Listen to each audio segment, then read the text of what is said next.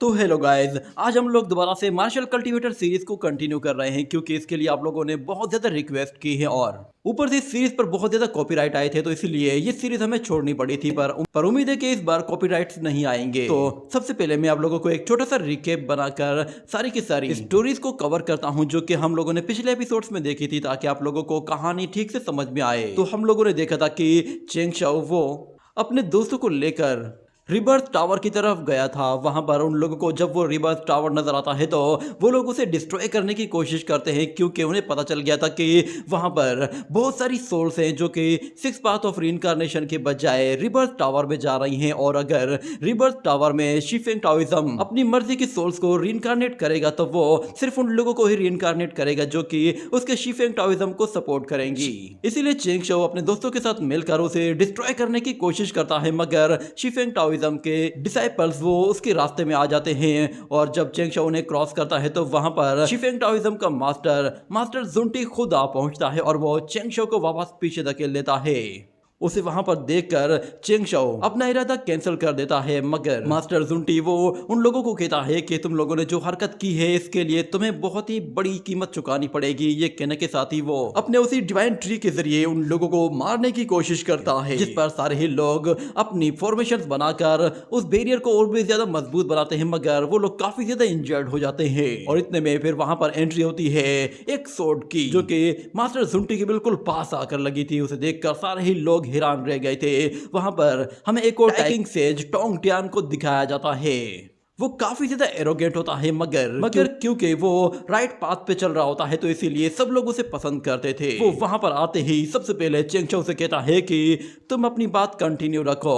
अगर तुम आज 1 घंटे तक इन लोगों की बेइज्जती करते हो तो मैं युन शाओ के साथ तुम्हारी शादी करवा दूंगा। मगर जब फिर युन शाओ से इस डील को कैंसिल करने का कहती है तो फिर टोंग टियान कहता है अच्छा ठीक है, मैं तुम्हें कोई ट्रेजर दे दूंगा। और फिर यहाँ पे चेंग शाओ सारी कहानी फिर टोंग टियान को बताता है तो शिफेंग टाओइज्म के एक डिसाइपल ने अपना सच सब लोगों के सामने बता दिया, जिस पर वो सारे ही लोग हैरान हो जाते हैं। और शिफेंग टाओइज्म का मास्टर भी उस पर काफी गुस्सा होता है और उसे लात मारकर उठाकर दूर फेंक देता है। और बाकी सारे डिसाइपल से कहता है कि चलो अब यहाँ से चलने का वक्त आ गया है, मगर मास्टर टोंग टियान कहता है कि इतनी भी क्या जल्दी है, मुझे आए हुए ज्यादा देर नहीं हुई। तो फिर मास्टर जुंटी कहता है मुझे ऐसा क्यों लग रहा है कि तुम मेरे साथ फाइट करना चाहते हो। तो फिर मास्टर टोंग टियान कहता है ठीक है, मैं तुम्हारे अगेंस्ट ट्रेजर यूज नहीं करूंगा। तो मास्टर जुंटी कहता है अगर ऐसी ही बात है तो फिर ठीक है, ये लड़ाई अब आसमानों में होगी। ये कहने के साथ ही वो दोनों ही फिर सीधा ऊपर चले जाते हैं और चेंग शाओ अपने दोस्तों को लेकर उस टावर को दोबारा से डिस्ट्रॉय करने के लिए जाता है। तो यहाँ पर डीजे शुबोदी के साथ मिलकर चेंग शाओ का रास्ता रोकता है, मगर चेंग शाओ उन लोगों को भी बहुत ही बुरी तरह से पछाड़ता है और उसमें उसके दोस्त भी उसका साथ देते हैं। वो जैसे ही उस टावर को डिस्ट्रॉय करने के लिए उसके ऊपर मौजूद उस पर्ल को निसोड़ से डिस्ट्रॉय करने वाला था, अचानक से फिर वहां पर एक और टाइकिंग सेज अपीयर होता है जिसका नाम मास्टर जी यिन था। वो वहां पर आते ही जाओ गोंगमिंग की उस ब्लू पर्ल को पकड़ लेता है और उन लोगों से कहता है कि तुम लोगों की हिम्मत कैसे हुई हमारे शिफेंग टाओइज्म के मामलात में दांग अड़ाने की। ये टावर ऑफ रीइंकार्नेशन हेवन से बिलोंग करता है, इसीलिए हम लोग वो काम कर रहे हैं जो कि वे ऑफ हेवन को फॉलो करता है। मगर चेंग शाओ कहता है कि अगर ये वे ऑफ हेवन है तो फिर तुम लोग इस टावर पर अपना कंट्रोल क्यों ले रहे हो, इस पर कंट्रोल भी हेवन का होना चाहिए।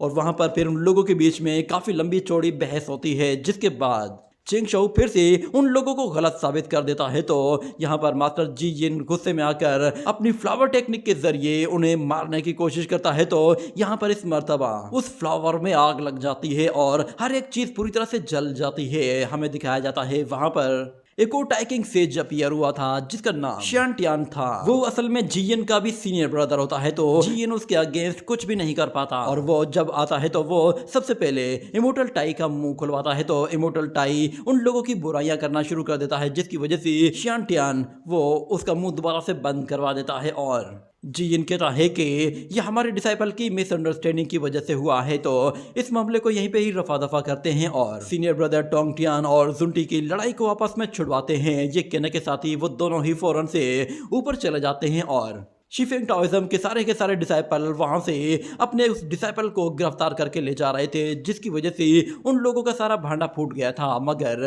वो डिसाइपल अचानक से आउट ऑफ कंट्रोल हो जाता है और सीधा उस टावर की तरफ जाते ही उसके ऊपर मौजूद उस पर्ल को डिस्ट्रॉय कर देता है, जिसकी वजह से टावर ऑफ रीइंकार्नेशन पूरी तरह से अनस्टेबल होता है और उसके अंदर मौजूद जितनी भी सोल स्पिरिट्स होती हैं वो सारी की सारी यहाँ वहाँ बिखर जाती हैं। ये देखकर चेंग शाओ और बाकी लोग बहुत ज़्यादा परेशान हो जाते हैं, क्योंकि उन सोल्स की वजह से वहाँ पे मौजूद जितने भी बीस्ट और मॉन्स्टर्स थे वो सारे के सारे बाहर आ जाते हैं और उन सोल्स को खाना शुरू कर देते हैं। जिस पर चेंग शाओ अपने दोस्तों से कहता है कि हमें इन मॉन्स्टर्स को यहाँ से दूर भगाना होगा। ये कहने के साथ ही वो लोग अपने अपने वेपन यूज़ करते हुए उन मॉन्स्टर्स को वापस से मारते हुए उन सोल्स को खाने से रोकते हैं और साथ में वहाँ से दूर भगाने की कोशिश करते हैं। इसमें चेंग शाओ और उसके सारे दोस्त मिलकर ब्लड सी के मॉन्स्टर्स पर हमला करते हैं और उन सबको वहां से दूर भगाने में कामयाब हो जाते हैं। मगर वो सोल्स ज्यादा देर तक वहां पर जिंदा नहीं रह सकती थी, तो इसीलिए चेंग शाओ उन सोल्स को बचाने के लिए पावर का इस्तेमाल भी करके देख लेता है, मगर उससे कोई फायदा नहीं होता। वो सोल्स बहुत ही ज्यादा नाजुक होती हैं, यहाँ तक कि हाथ लगाने से भी वो डिस्ट्रॉय हो जाती हैं, जिस पर सारे के सारे लोग बेबस हो जाते हैं कि इसे ठीक नहीं किया जा सकता। चेंग शाओ फौरन से गोडेस हाउ टू से मदद मांगता है, तो गोडेस हाउ टू कहती है कि मैं टावर ऑफ रीइंकार्नेशन तक एक रास्ता बना सकती हूँ, मगर उसमें काफी टाइम लग जाएगा। तुम्हें कोई एक मेथड यूज करना होगा जिसके जरिए तुम ज्यादा से ज्यादा जल्दी सोल्स को यहाँ तक पहुंचा सको।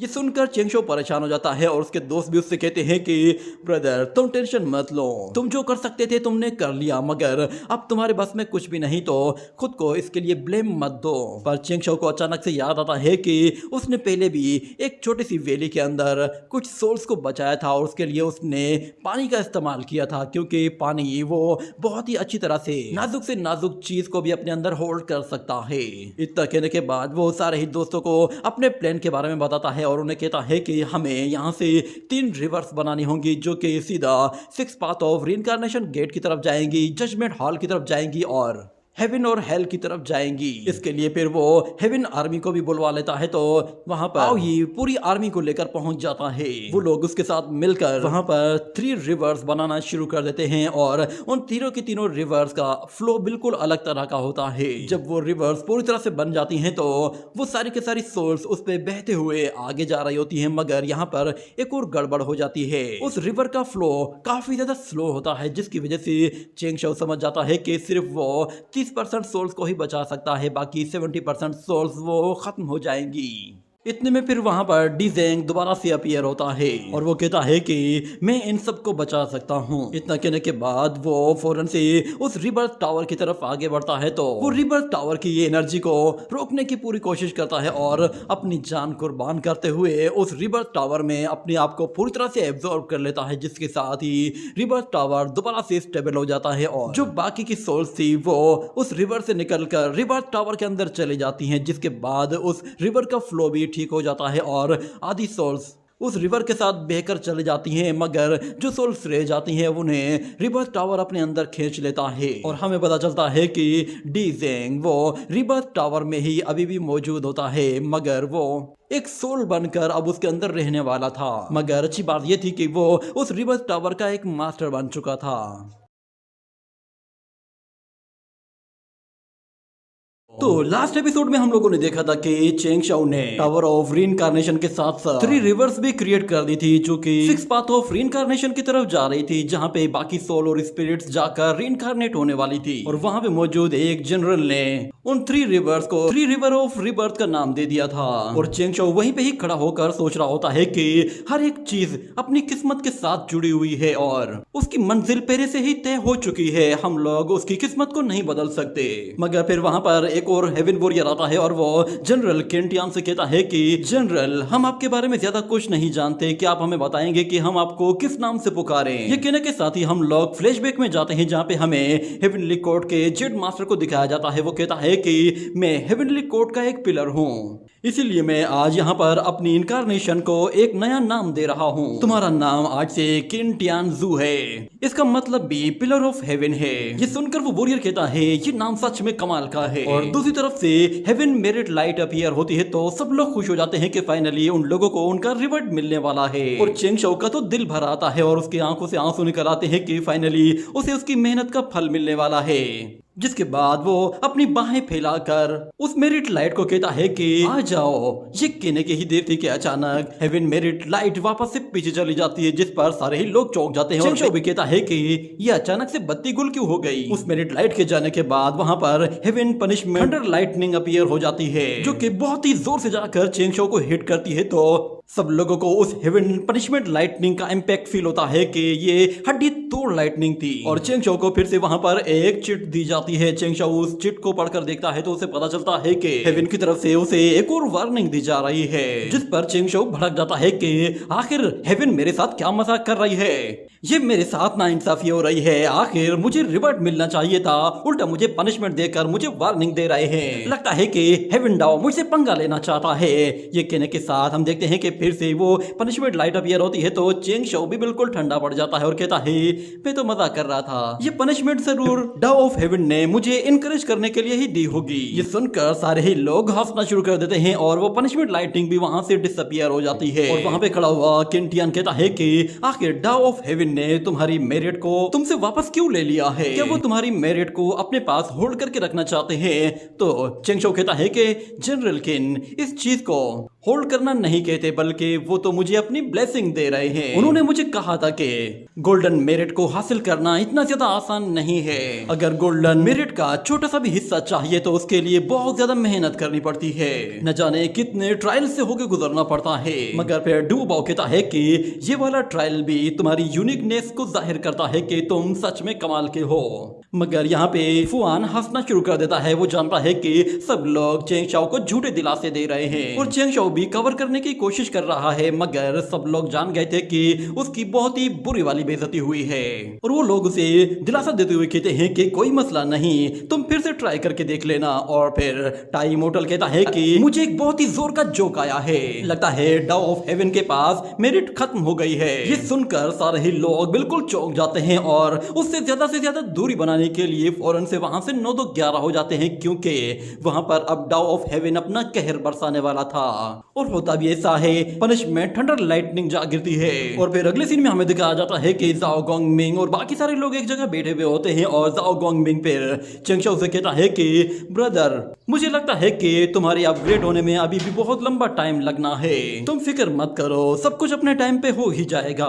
तो चेंग शाओ कहता है कि हाँ इसके लिए तुम्हारा शुक्रिया, पर मैं जानता हूँ कि हेवन ने पहले से ही अपने प्लान्स बना रखे हैं और हेवनली कोड भी उनके प्लान्स में कंसिडर किया जाता है। मगर फिर टाई मोटल कहता है कि ब्रदर तुम कुछ ज्यादा ही इन चीजों की फिक्र करने लगे हो, मेरे ख्याल से तुम्हें इन चीजों पर इतना डीपली इन्वॉल्व नहीं होना चाहिए। मगर तुम्हारी इन एफर्ट्स को देखकर मैं मान गया हूँ कि तुम हेवनली गॉड के एक ग्रेट गॉड हो। मैंने तो तुम्हारे बारे में इतना कुछ सुन रखा है कि मैं तुम्हें क्या बताऊं। मैंने तो सुना है कि तुम मल्टी टैलेंटेड हो और हेवनली गॉड ने तुम्हें मल्टीपल पोस्ट भी दी हुई है, जिससे कि तुम कोई डांसिंग गॉड भी बन गए हो। ये सुनते ही चेंग शाओ को 440 वोल्ट का झटका सा लगता है, क्योंकि वहां पर फेरी यूनिशाओ बैठी हुई थी और उसके आगे टाई इमोर्टल अब उन डांसर लड़कियों की बातें छेड़ने लगा था। और डुओ बाओ भी फिर जानबूझकर उंगली करते हुए कहता है जरा बताओ तो सही कौन सी पोजीशन मिली है इसे। और बाकी जल्दी पर तेल डालने के लिए शूटिंग कह देता है कि मैं भी कल्टीवेशन में बहुत अच्छा हूँ, आखिर मुझे कोई इस तरह की पोस्ट क्यों नहीं देता।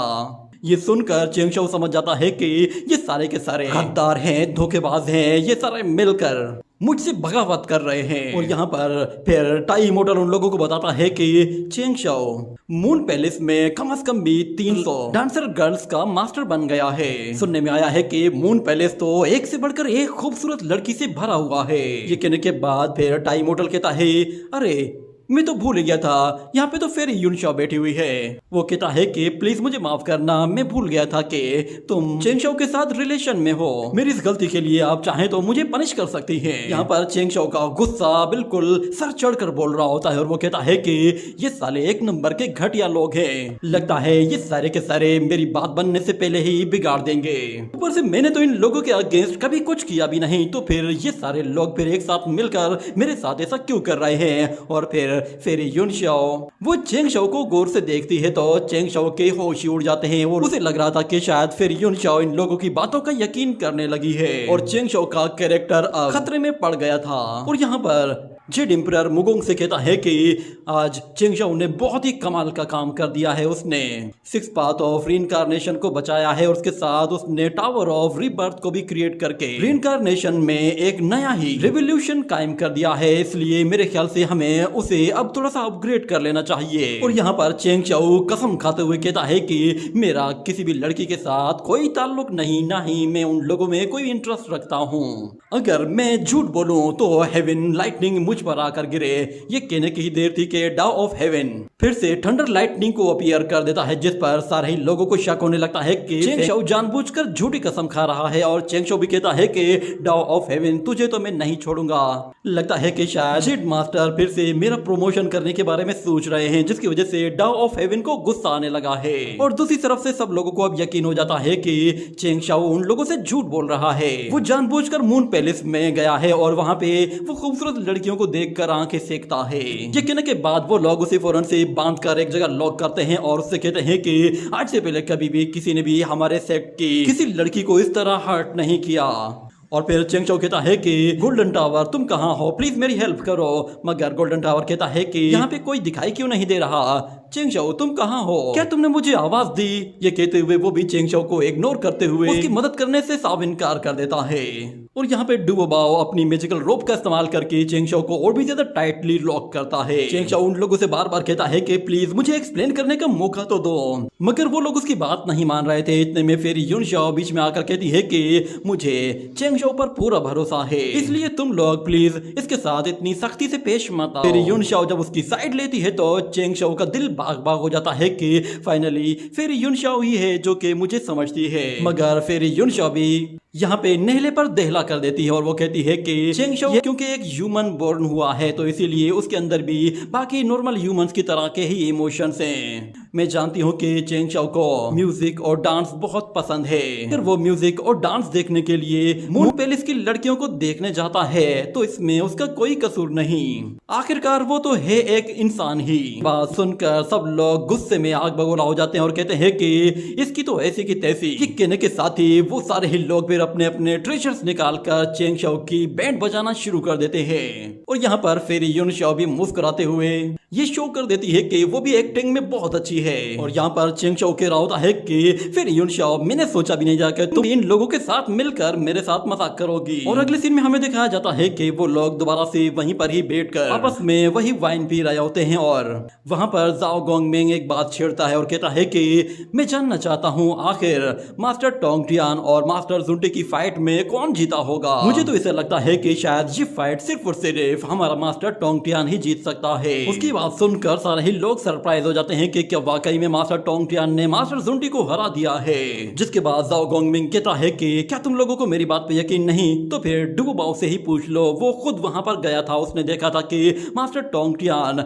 मास्टर जुंटी के हर एक अटैक को बहुत ही आसानी से डॉज कर रहे थे और उनके अटैक को आसानी से डिस्ट्रॉय भी कर रहे थे। और मास्टर जुंटी जहां जहां भाग रहे थे मास्टर टोंगटियान उनका पीछा करते हुए उन तक पहुंच रहे थे। और यहाँ पर टाई मोटल कहता है कि तुमने अभी अभी कुछ बात कही थी, मैं उस वक्त नशे में नहीं था, मैंने तुम्हारी सारी बात सुनी है। मुझे लगता है कि उन दोनों के बीच में जो लड़ाई हुई है वो बराबरी की लड़ाई हुई होगी और मैच ड्रा हुआ होगा। ये सुनते ही लिन जिंग कहती है तुम अपनी बकवास बंद रखो। ये कहने के साथ वो उसे पीछे धक्का देते हुए लड़ने के लिए तैयार हो जाती है और कहती है तुम हमारे मास्टर के बारे में ऐसी बात कैसे कर सकते हो। ये देखकर सारे ही मास्टर्स चौंक जाते हैं कि अचानक इन लोगों को क्या हो गया। वो लोग उन दोनों को ही होल्ड करते हैं ताकि वो लोग एक दूसरे से न लड़े ना एक दूसरे को चोट पहुंचाएं। और फिर अगले सीन में हमें दिखाया जाता है कि लिनशेन माउंटेन में भी वहां पे बहुत सारे डिसाइपल्स जमा होते हैं और वो लोग मास्टर टोंगटियान और मास्टर जुंटी के बारे में ही बात कर रहे थे। वो लोग कहते हैं कि मास्टर जुंटी ने अपने डिवाइन ट्री का इस्तेमाल किया था और दूसरी तरफ मास्टर टोंगटियान के वेपन्स इतने ज्यादा ताकतवर नहीं है। लगता है कि शायद मास्टर टोंगटियान ने उन्हें हरा दिया होगा। मगर दूसरा वाला मास्टर कहता है कि टोंगटियान मास्टर ने वहां पे कोई भी ट्रेजर यूज नहीं किया। इसका मतलब यह है कि वो मास्टर जुंटी को बिल्कुल हल्के में ले रहे थे। और फिर वहां पर उन लोगों का एल्डर भी आ जाता है और वो उन लोगों से कहता है कि कौन सा सेज जीता है और कौन सा हारा है, इसके बारे में तुम लोग बहस मत करो। दोनों ही सेज काफी ताकतवर हैं और दोनों को हराना इतना आसान नहीं है। फिलहाल तुम लोग बस अपनी कल्टीवेशन पर फोकस करो। इस लास्ट बैटल में हम लोगों ने डीजेंग को गवा दिया है, मगर उसके बदले में हम लोगों ने काफी कुछ अचीव भी कर लिया है। ये कहकर वो उन लोगों को इंस्ट्रक्शंस तो दे देता है, मगर फिर वो खुद दिल में कहता है कि आखिर ये लड़ाई कौन जीता होगा। मुझे पूरा यकीन है मास्टर जुंटी ही ये मैच जीत गए होंगे। और यहाँ पे हमें दिखाया जाता है कि फेरी यूनशाओ जाते हुए चेंगशाओ से कहती है कि तुम्हारी मेहमान नवाजी के लिए बहुत बहुत शुक्रिया। मगर दूसरी तरफ टाई मोटल और लिनजिंग दोनों ही एक दूसरे के खून के प्यासे हो गए थे। ये देखकर चेंगशाओ कहता है कि इन दोनों को मेडिसिन की जरूरत है और हाँ, इन दोनों को नेक्स्ट टाइम ये बात भी समझा देना कि एक दूसरे पर बिला वजह ऐसे ही हमला मत किया करें। तो इस तरह फेरी यूनशाओ भी कहती है कि हाँ, तुमने बिल्कुल सही कहा, ये मसला कोई छोटा मसला नहीं है।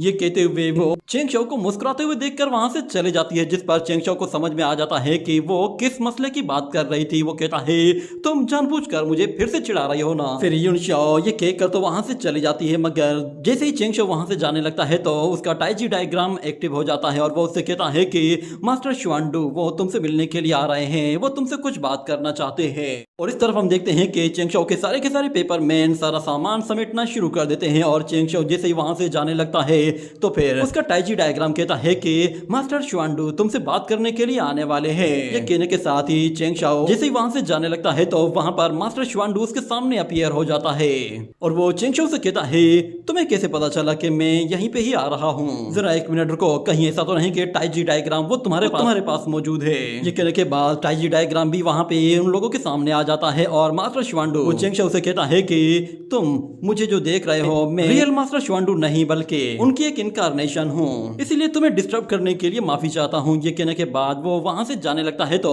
टाइजी डायग्राम फौरन से उसके पीछे जाता है और उसे पकड़कर वापस लाता है और कहता है कि तुम कहाँ चले, तुम जो बात करने के लिए आए हो वो बात करके जाओ और जरा बताओ तो सही कि तुम श्वांडू सिटी से बाहर क्या करने के लिए गए थे और तुम्हें क्या लगता है कि मास्टर टैकिंग सीएच को इसके बारे में पता नहीं है? तो मास्टर श्वांडू कहता है कि अब श्वांडू सिटी में सब कुछ नॉर्मल है तो इसीलिए मैं श्वांडू सिटी छोड़कर यहाँ पे आ गया हूँ।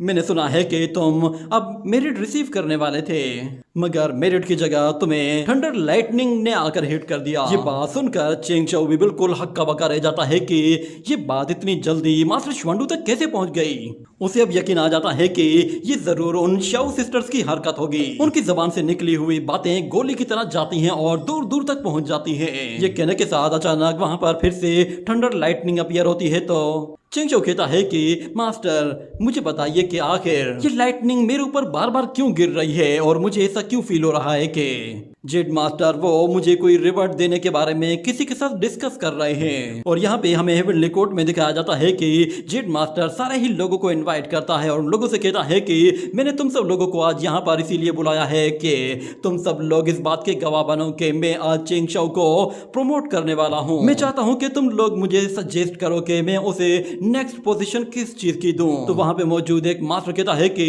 चेंगशाओ सच में काफी लाजवाब है, उसने एक से बढ़कर एक मुश्किल सिचुएशन में सरवाइव किया है, इसीलिए हम उसे सेज ऑफ सर्वाइवल का नाम दे सकते हैं। मगर वहां पे आओ ये कहता है कि नहीं, ये नाम बिल्कुल भी सूटेबल नहीं है क्योंकि चेंगशाओ इस वक्त सेज लेवल में असेंड नहीं हुआ है। मेरे ख्याल से उसे ग्रेट ड्रैगन गॉड का नाम देना चाहिए क्योंकि ग्रेट ड्रैगन गॉड फोर्स सी पूरी तरह से कंट्रोल करेगा। मगर वो पहले वाला बंदा कहता है कि मास्टर चेंगशाओ ने हमेशा से अनस्टेबल चीजों को स्टेबल किया है, उसे हम लोग गॉड ऑफ स्टेबिलिटी का नाम भी दे सकते हैं। ये अजीब अजीब तरह के नाम सुनकर मास्टर के भी पसीने छूटना शुरू हो जाते हैं। और यहाँ पर मास्टर श्वांडू कह रहा होता है कि लगता है कि तुम पैदा ही इसीलिए हुए हो कि तुम पर बार बार ये बिजलियां गिरती रहे। चलो मैं तुम्हें फिर से एक बात याद दिला देता हूँ, तुम अपनी मेरिट पावर को ट्रेजर्स को रिफाइन करने के लिए यूज कर सकते हो, मगर एक बात याद रखना कि गोल्डन मेरिट के साथ कुछ ज्यादा टाइम अटैच मत रहा करो। तो चेंगशाओ कहता है आखिर ऐसा क्यों? मैंने तो सुना है कि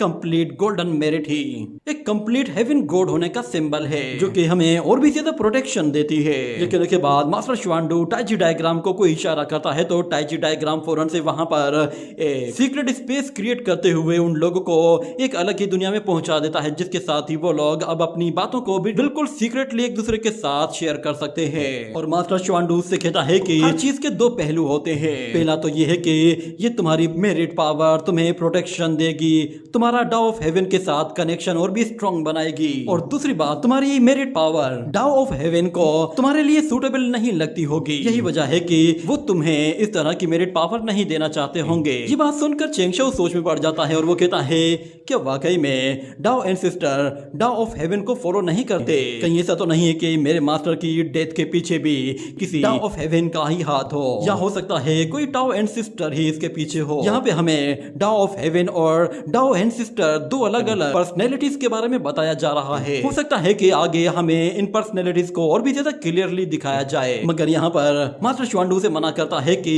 इस मामले में ज्यादा तह तक मत जाओ, क्योंकि वैसे भी मास्टर की युवान अब दोबारा से रीइंकारनेट हो सकता है। तुम उनके रीइंकारनेशन के चांसेस को जाया मत कर देना। मगर चेंगशाओ कहता है कि मास्टर की डेथ किसी ट्राइबुलेशन की वजह से हुई है और हेवन इस चीज को किसी तरह भी छुपा नहीं सकती। मगर मास्टर श्वानडू से कहता है तुम हेवन वे को चेंज नहीं कर सकते, क्योंकि जिस रास्ते पर तुम चल पड़े हो मुझे लगता है आगे चलकर तुम वे ऑफ हेवन के अगेंस्ट खड़े हो जाओगे। मगर तुमने कभी सोचा है कि अगर तुम इस रास्ते में कभी आ भी गए तो फिर तुम टावर ऑफ हेवन के साथ कैसे फाइट करोगे? मैं चाहता हूँ कि बस तुम अपने हार्ट को फॉलो करो। तुम्हें बस हर एक चीज को नेचुरली एक्सेप्ट करते जाना है, तुम अपने आप ही एक सोल्यूशन तक पहुंच जाओगे। तो चेंगशाओ कहता है आपका बहुत बहुत शुक्रिया, आपकी गाइडेंस को मैं हमेशा याद रखूंगा। ये कहने के बाद मास्टर श्वानडू वहां से जाते हुए कहता है कि मुझे लगता है कि आने वाले कुछ सालों में तुम इतने स्ट्रांग बन जाओगे और इस काबिल बन जाओगे कि शायद फिर मुझे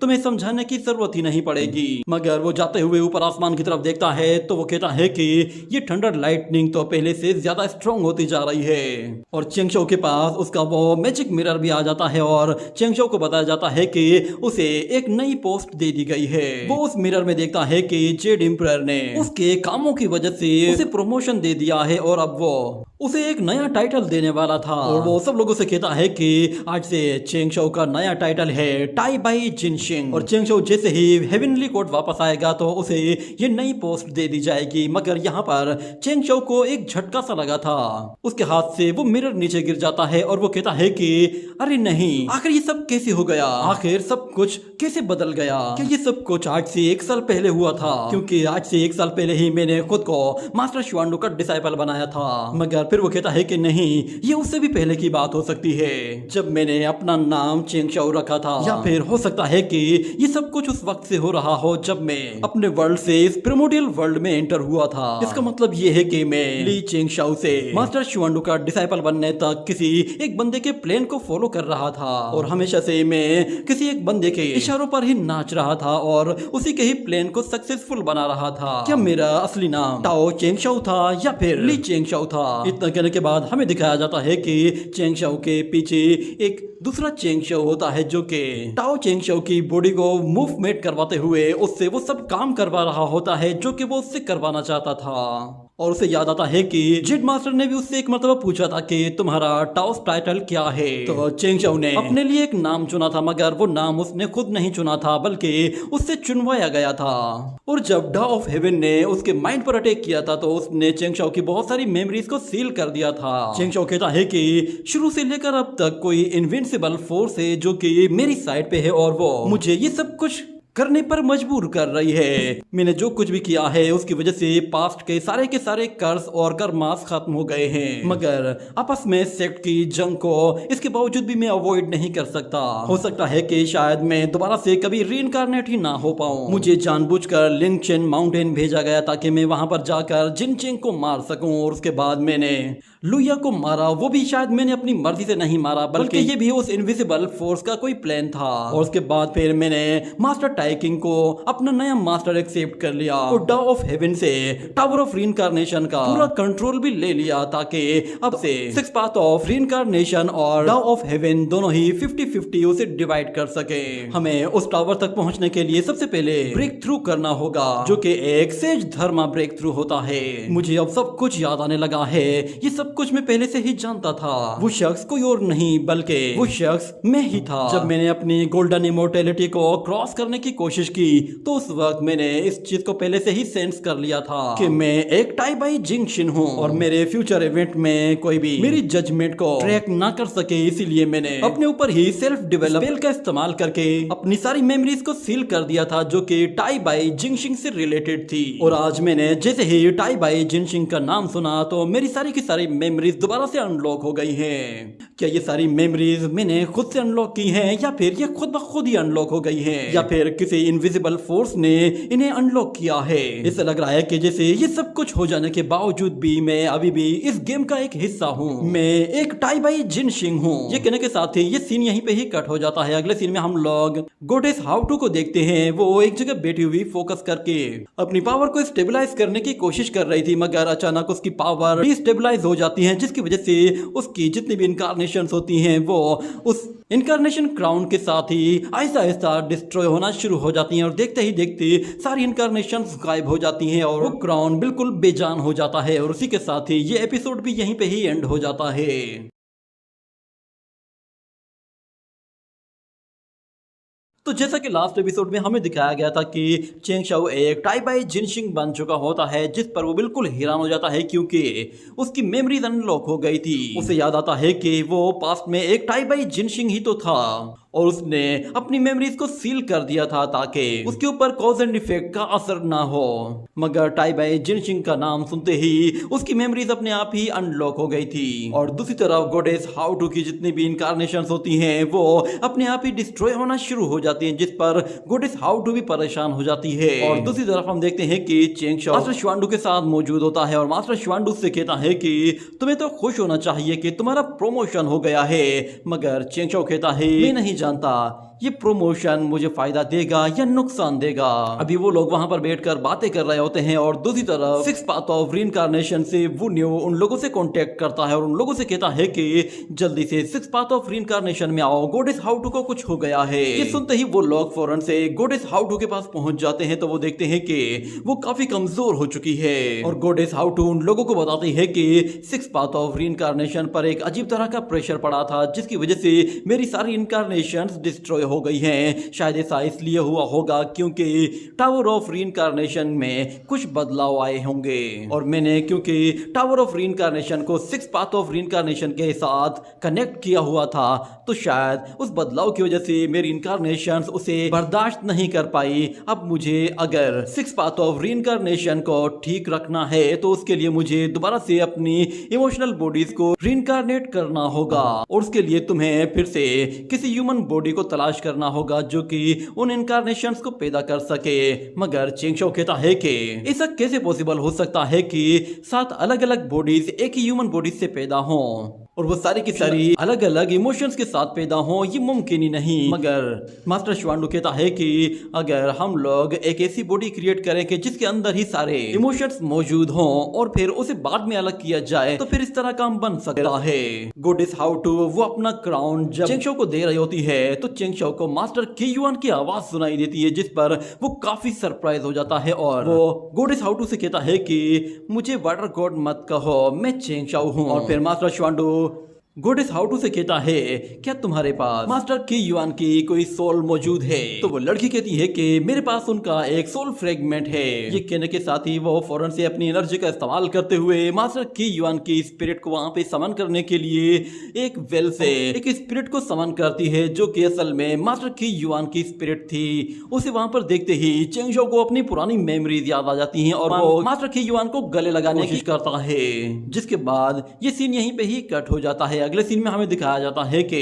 मास्टर श्वांडो मदर नुआ के पास आता है और वहां पर चेंग शाओ भी मौजूद था, मगर मास्टर श्वांडो एक जगह बैठकर मजे से फ्रूट खा रहा होता है और दूसरी तरफ चेंग शाओ वो मदर नुआ के सामने खड़ा हुआ था और मदर नुआ उन लोगों से कहती है, मुझे बताओ कि तुम लोगों को गॉडेस हाउटू की इनकारनेशंस के लिए किस तरह की बॉडी चाहिए। तो चेंग शाओ कहता है, क्या आप कोई बॉडी कस्टमाइज भी कर सकती हैं? तो मदर नुआ फौरन से अपनी स्किल्स दिखाते हुए अपनी ड्रिंक पीते हुए एक गीली मिट्टी से कुछ ह्यूमंस क्रिएट करना शुरू कर देती है। ये देखकर चेंग शाओ बिल्कुल सरप्राइज हो जाता है कि क्या ये यहीं पर ही कोई बॉडी क्रिएट करने वाली है। उसकी स्पीड और स्किल्स देखकर चेंग शाओ कहता है, ऐसा फील हो रहा है कि जैसे वो तो बस यहीं के यहीं खड़े खड़े कोई चीज क्रिएट कर देगी। वहां पर उसे खड़े खड़े कुछ ही देर गुजरती है, इतने में गॉडेस नुआ वो बॉडी बनाकर तैयार कर लेती है और कहती है कि मुझे बताओ कि ये बॉडी तुम्हें कैसी लगी। हमें दिखाया जाता है कि गॉडेस नुआ ने उस गीली मिट्टी से एक ऐसी बॉडी बनाई होती है कि जो एक छोटी सी की तरह लग रही थी, मगर वो बिल्कुल अजीब तरह की और काफी भयानक टाइप की लग रही होती है। जिस पर चेंग शाओ कहता है कि क्या ये है इसकी क्रिएशन। वो फौरन से चीफ ब्यूरो को कॉल मिलाते हुए कहता है कि मुझे एक रिपोर्ट लिखवानी है, मेरे साथ धोखा हुआ है। वो मदर नुआ से कहता है कि आपको नहीं लगता कि ये थोड़ी अजीब सी है? तो मदर नुआ कहती है कि अरे हाँ, मैं इसमें डिटेलिंग्स तो भूल ही गई थी, चलो मैं इसमें कुछ और डिटेल्स ऐड कर देती हूँ। ये कहने के साथ वो अपनी ब्रीथ को जैसे ही उसके अंदर ट्रांसफर करती है तो वो छोटी सी डॉल अचानक से ट्रांसफॉर्म होना शुरू हो जाती है और देखते ही देखते वो एक जीती जाती लड़की में ट्रांसफॉर्म हो जाती है, जो कि दिखने में बिल्कुल एक असली लड़की के जैसे ही लग रही होती है। जिस पर चेंग शाओ कहता है कि ये तो कमाल है। मदर नुआ ने इस मिट्टी के साथ एक ह्यूमन शेप क्रिएट कर लिया और उसके साथ उस पहले वाली बॉडी को इन्फ्यूज कर दिया है। मैंने कभी सोचा भी नहीं था कि किसी के पास इतने लाजवाब स्किल्स होंगे। और इस तरफ हम देखते हैं कि वो छोटी बच्ची जो कि गीली मिट्टी के साथ बनी हुई थी, वो यहाँ वहाँ खेलना शुरू कर देती है और उसके अलावा वहाँ पर उस जैसी और भी छोटी छोटी बच्चियां मौजूद होती हैं और आपस में खेलना शुरू हो जाती हैं। और इस तरफ चेंग शाओ कहता है कि मैं कभी सोच भी नहीं सकता था कि ह्यूमन एंसेस्टर्स वो कभी इस तरह की गीली मिट्टी के साथ बनाए गए होंगे, जो कि बाद में इवॉल्व होकर इतने लेजेंडरी लेवल तक गए होंगे। मदर नुआ को कोई नया ह्यूमन बनाने के लिए किसी की भी परमिशन की जरूरत नहीं है, वो जब मर्जी चाहें जितने ह्यूमंस चाहें बना सकती है। ये ह्यूमन बॉडीज ऐसी बॉडीज है कि जिनके अंदर स्पिरिट बहुत ही आसानी से रह सकती है। और यहाँ पर चेंग शाओ उन बॉडीज को देख रहा होता है कि दूसरी तरफ मदर नुआ फौरन से उन सारी की सारी बॉडीज को वापस बुला लेती है और वो चेंग शाओ से कहती है कि जब ये 7 इमोशन बॉडीज एक साथ एक प्लेसेंटा में मर्ज हो जाए तो उसके बाद तुमने इस बॉडी को एक ह्यूमन बॉडी के अंदर ट्रांसफर करना है। और याद रखना कि वो ह्यूमन बॉडी एक औरत की होनी चाहिए जो कि इस प्लेसेंटा को आसानी से कंसीव भी कर सके। और हाँ, इसके लिए एक आदमी की भी जरूरत पड़ेगी। ये सुनकर चेंग शाओ थोड़ा सा शर्माने लगता है और फिर मदर नुआ कहती है कि मस्कुलाइन एनर्जी सिर्फ और सिर्फ स्पिरिट फेटस को स्टेबलाइज करने के लिए यूज होगी। तो चेंग शाओ उस प्लेसेंटा एनर्जी बॉल को अपने साथ ले जा रहा होता है और गॉडेस हाउटू से कहता है कि इस मदद के लिए आपका बहुत बहुत शुक्रिया। तो फिर मदर नुआ उससे कहती है कि एक मर्तबा तुम इस डिजास्टर से निकल जाओ तो उसके बाद याद करना कि तुमने मेरे साथ क्या एग्रीमेंट किया था। तो चेंग शाओ को याद आता है कि जब मदर नुआ ने उसके साथ एग्रीमेंट किया था तो उसने 500 का इशारा किया था, तो चेंग शाओ ने फौरन से हाँ कह दिया था। वो मदर नुआ से कहता है कि आप बेफिक्र हो जाए, मैं आपको एक ऐसा कॉमिक लिख कर दूंगा कि जो कि 500 पेजेस का होगा। तो फिर मदर नुआ कहती है कि क्या कहा तुमने? 500 पेजेस का कॉमिक? मैंने तुमसे कुछ और कहा था। मेरा कहने का मतलब था कि तुम 500 साल तक यहाँ पर बैठकर काम करोगे और मुझे बहुत सारे कॉमिक्स और नॉवेल्स लिखकर दोगे। 500 साल का सुनते ही चेंग शाओ पर जैसे बिजली से गिर जाती है, क्योंकि ये एक बहुत ही लंबा टाइम है। मगर वो बेचारा करे भी तो क्या करे। मदर नुआ उसके सर पर खड़े हो जाती है और उससे अब वो कॉमिक्स और नॉवेल्स बनवाना शुरू कर देती है। और चेंग शाओ ये सब बनाते बनाते बहुत ज्यादा थक जाता है और कहता है कि 500 साल तक तो मैं मर ही जाऊंगा। मगर मास्टर श्वांडो उसकी हेल्प करते हुए कहता है कि हमें उन 7 इनकारनेशन बॉडीज को book of life and death से स्किप करवाना होगा ताकि वो फॉरगेटफुल सूप ना पी सके। अगर वो फॉरगेटफुल सूप पी लेती है तो फिर वो लोग दोबारा से रीइनकारनेट होने के बाद भी गॉडेस हाउटू को नहीं पहचान पाएंगी और हमें उन्हें फॉरगेटफुल सूप पिलाने से पहले ही टावर ऑफ रीइनकारनेशन तक जाना होगा। सिर्फ टावर ऑफ रीइनकारनेशन से ही हम लोग ये काम कर सकते हैं। मगर जब वो लोग टावर ऑफ रीइनकारनेशन में जाते हैं तो फिर वहां पर डी ज़ेंग उन लोगों लोगों से कहता है कि तुम लोग मुझसे अपनी मर्जी का काम करवाना चाहते हो। लगता है कि तुम लोगों ने मुझे अनाड़ी समझा हुआ है। मैंने पहले ही वाटर गॉड से वादा कर लिया था कि मैं टावर ऑफ रीइंकार्नेशन में आने के बाद सब लोगों को एक तरह से ही जज करूंगा, चाहे ये स्पिरिट ह्यूमंस की हों, कल्टीवेटर्स की हों या फिर शूरास की हों। मेरे लिए अब ये सब बिल्कुल एक जैसे हैं। और क्योंकि मैं अब एक मास्टर ऑफ रीइंकार्नेशन बन चुका हूँ तो इसलिए मेरी पोजीशन अब तुम्हारी पोजीशन से काफी हाई हो चुकी है और अब तुम मुझे ऑर्डर नहीं दे सकते। मगर चेंगशो कहता है कि ऐसा नहीं है, मेरी पोजीशन अब अपग्रेड हो चुकी है क्योंकि जेड एम्परर ने मुझे एक नया टाइटल दिया है जो कि टाइबाई जिनशिंग का है और ये टाइटल तुम्हारी रैंकिंग से ऊपर का है। इसलिए मैं तुम्हें अभी के अभी ये ऑर्डर दे रहा हूँ कि फौरन से टावर ऑफ रीबर्थ को यूज करते हुए उन 7 इमोशंस को एक स्पिरिट फॉर्म में कन्वर्ट करना शुरू करो। ये बात डिजेंग को काफी ज्यादा बुरी लगती है कि कोई बंदा उसके साथ जबरदस्ती करे, मगर ना चाहते हुए भी उसे चेंगशो की बात माननी पड़ जाती है क्योंकि अब वो उसका सीनियर बन चुका है। वो चेंगशो से कहता है कि पहले मैं जरा अपने बाकी की स्पिरिट सोल्स का काम कंप्लीट कर लूं, उसके बाद फिर तुम लोगों को जो काम करवाना है मैं वो कर दूंगा।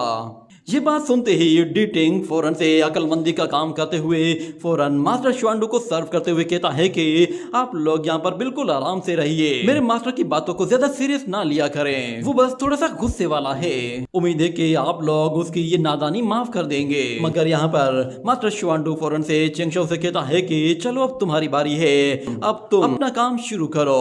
तो फिर चेंगशो फौरन से डीसेंग के पास जाता है और उससे कहता है कि फाइनली तो एक लंबी फाइट के बाद आज हम एक साथ मिलकर काम कर रहे हैं। अगर हम लोग एक दूसरे के अपोजिशंस ना होते तो शायद हम लोग काफी अच्छे दोस्त होते और एक साथ मिलकर काम कर रहे होते। डिसिंग कहता है कि मैं ऑलरेडी तुमसे हार चुका हूँ और अब मैं एक सोल में कन्वर्ट हो गया हूँ और बस मुझे अब इसी तरह ही यहीं पर ही रहना है और अपने अंत का इंतजार करना है। मगर चेंगशो कहता है कि मैंने तुम्हें गौर से देखा था जब तुम टावर ऑफ रीइंकार्नेशन को दोबारा से रिस्टोर करने के लिए जा रहे थे, उस वक्त तुम्हारी आंखें बिल्कुल मैं देख रहा था कि तुम्हारे अंदर किसी किस्म की कोई हेजिटेशन नहीं है। ऐसा लग रहा था कि जैसे तुम इस काम को करने के लिए काफी ज्यादा खुश थे। हर कोई बंदा इस तरह कुर्बानी नहीं दे सकता, तुम बिल्कुल सब लोगों से बिल्कुल अलग हो और इस काम की वजह से ही तुमने आज मुझे मजबूर कर दिया है कि मैं भी तुम्हारी रेस्पेक्ट करूं। और यहाँ पर डीटिंग कह रहा होता है कि अरे नहीं, वाटर गॉड की मीठी मीठी बातों से अब मास्टर का दिल पिघलने लगा है। लगता है कि अब मास्टर फिर से इसके जाल में फंसने वाले हैं। और यहाँ पर चेंगशो उससे अपने आप को और ज्यादा क्लोज करने के लिए कहता है कि मुझे वाटर गॉड मत कहो, मेरा नाम चेंगशो है, इसलिए आज से तुम मुझे इसी नाम से ही पुकारो। जिसके बाद वो दिल ही दिल में कहता है कि तो प्लान नंबर 1 तो सक्सेसफुल हो रहा है, मुझे सबसे पहले अपने आप को इसके ज्यादा से ज्यादा क्लोज ले जाना है।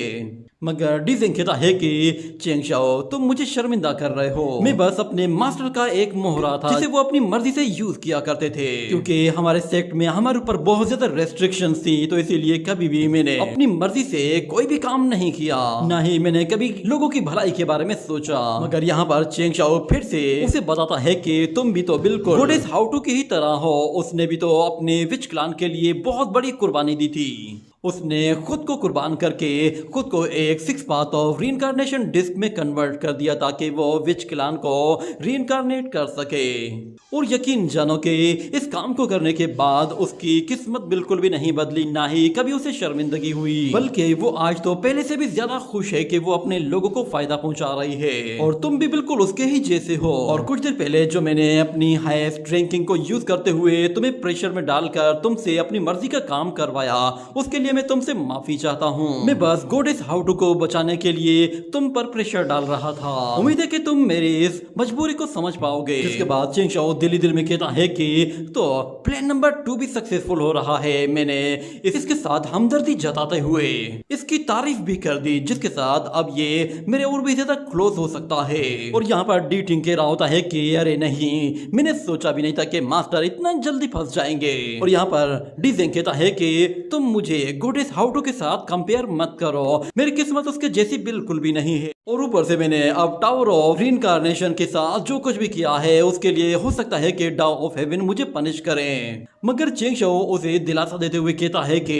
तुम बेफिक्र हो जाओ, हम लोग एक साथ पनिशमेंट को एक्सेप्ट करेंगे। ये कहने के साथ चेंग शाओ फिर से दिल में कहता है कि चलो तो अब हम लोग सेम एक ही पेज पर आ चुके हैं। और यहाँ पर डी टिंकर होता है, मेरा बेचारा भोला मास्टर चेंग शाओ के जाल में अब बुरी तरह फंस गया है। उसे समझ में नहीं आ रहा कि चेंग शाओ उसके साथ कौन सी ट्रिक चल रहा है। वो उसकी हेल्प करने के लिए जा ही रहा होता है, मगर मास्टर शुआंडो उसको एक एनर्जी ट्रैप में फंसा कर वहीं पर ही बिठा देता है। और यहाँ पर डीजेंग उसके जाल में फंस चुका था और वो दिल में कहता है कि मैं अगर अपनी पोजीशन को वाटर गॉड की पोजीशन के साथ सेट कर दूं तो फिर मुझे लगता है कि शायद वाटर गॉड ही ऐसा बंदा है जो कि मेरा दोस्त कहलाने के लायक है। अगले सीन में हमें दिखाया जाता है कि चेंग शाओ मास्टर शुआंडो के साथ अब कहीं जा रहा होता है और वो मास्टर शुआंडो से कहता है कि 7 स्पिरिट्स अब एक प्लेसेंटा में मर्ज हो चुकी हैं। हमें बस अब ये करना है कि इन 7 स्पिरिट्स को एक बॉडी के अंदर डालना है। डीजेंग सच में एक बहुत ही अच्छा इमोर्टल है, मगर वो थोड़ा सा अजीब तरह का भी है। और यहाँ पर मास्टर शुआंडो चेंग शाओ से कहता है कि मुझे बताओ कि आखिर तुम इन 7 स्पिरिट्स को किस जगह ले जाओगे,